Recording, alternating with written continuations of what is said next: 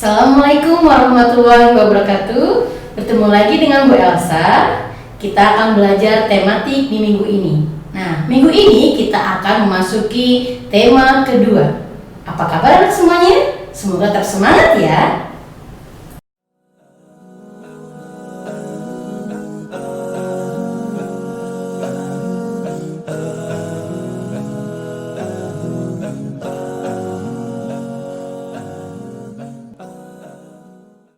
Ya, anak-anak, kita akan belajar tematik kelas 5. Minggu ini kita akan memasuki tema 2, yaitu udara bersih bagi kesehatan. Subtema 1, cara tubuh mengolah udara bersih. Dalam sebuah teks, tentu banyak sekali informasi yang kita terima atau kita baca. Nah, bagaimana sih cara menemukan informasi penting dari teks?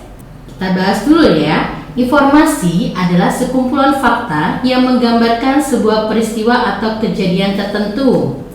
Informasi dapat membuat seseorang mengetahui dan memahami sesuatu. Kita dapat menemukan informasi dari buku dengan membaca buku dan membaca teks dengan cermat.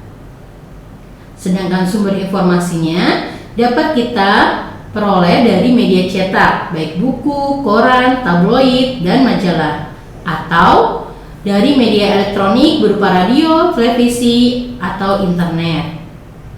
Nah, sebelum kita menemukan informasi atau mengolah informasi, kita bisa menjawab pertanyaan dari teks yang sudah ada pada buku paket. Nah, pada teks di bawahnya terdapat beberapa pertanyaan yang harus kita jawab. Agar kita lebih memahami isi teks dan jawaban tersebut, tentu kita harus menjawab pertanyaan tersebut.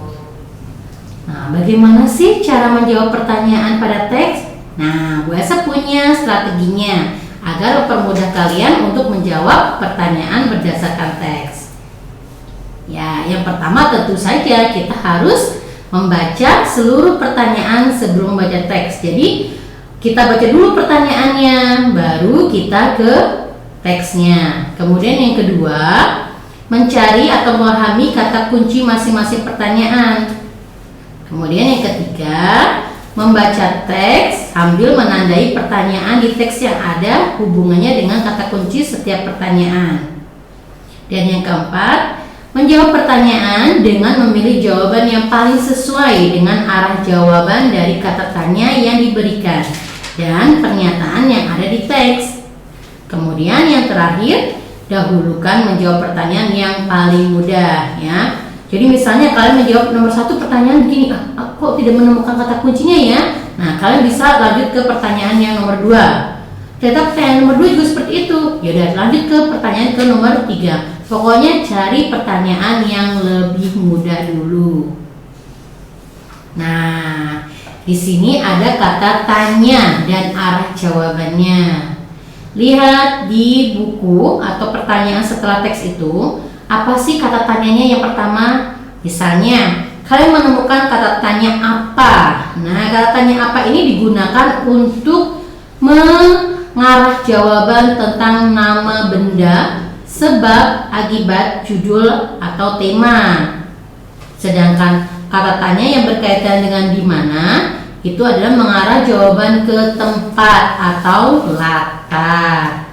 Sedangkan kapan itu berkaitan dengan waktu kejadian.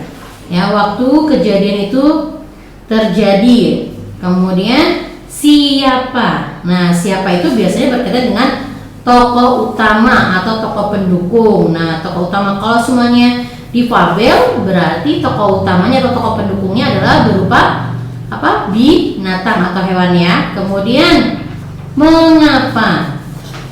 Nah, katanya mengapa ini mengarah jawaban ke suatu alasan suatu masalah ya. Masalah yang sedang terjadi, biasanya kata kuncinya adalah karena. Nah, tuh ya. Kemudian bagaimana?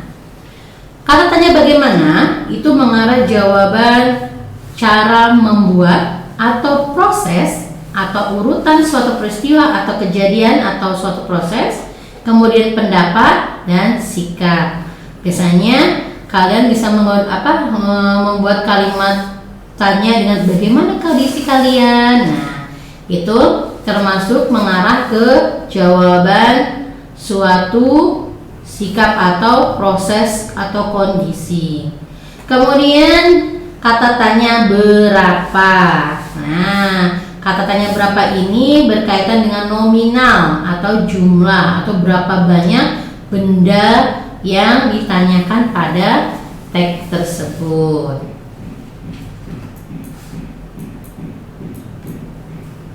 Nah, dalam menyajikan sebuah informasi penting, bisa kalian bentuk peta pikiran.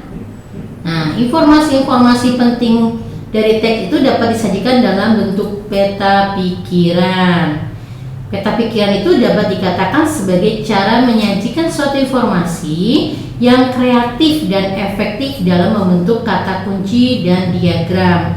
Nah, kalian mungkin sering lihat ya, mungkin di buku paket tuh ada kotak-kotak, nah ada diagram-diagram, tapi isinya cuma sedikit kata-katanya. Nah, itulah adalah kata kunci ya. Dan biasanya kalau semuanya kalian diminta untuk membuat peta pikiran, lebih kreatif lagi, bisa dibuat seperti bunga, kok diagramnya ya, bisa diagram bunga, ataupun dengan lebih kreatif lagi awan, matahari. Nah, tergantung pada temanya. Nah, diagram tersebut akan mempresentasikan ide atau hal-hal lain yang berhubungan dengan ide pokok atau informasi yang kalian ambil tadi.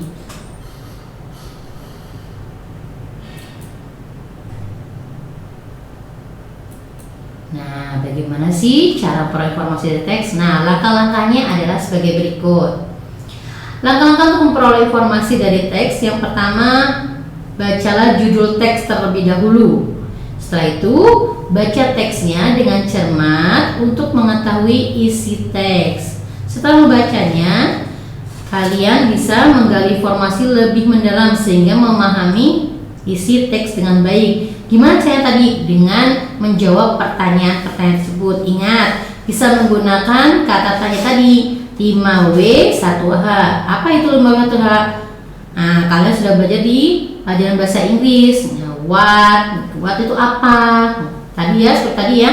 Apa, mengapa, di mana, kemudian di mana, kapan, berapa, bagaimana.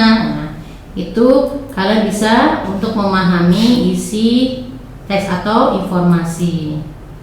Nah, informasi pada teks dapat memberikan pengetahuan tentang suatu hal kepada pembacanya. Jika informasi dari teks dapat dipahami dengan baik, maka pembaca dapat menjelaskan informasi tersebut kepada orang lain.